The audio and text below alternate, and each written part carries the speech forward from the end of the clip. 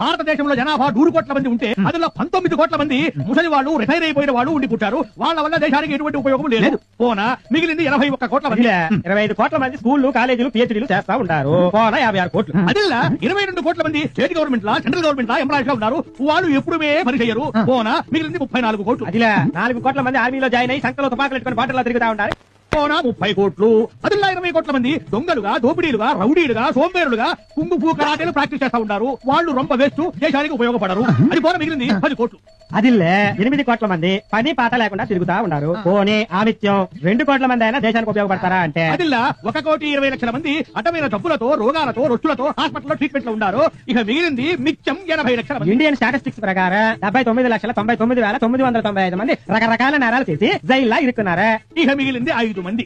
ప్రధానమంత్రి వాజ్పేయి, ముఖ్యమంత్రి చంద్రబాబు నాయుడు, నాను ఎన్ సన్ను నిక్.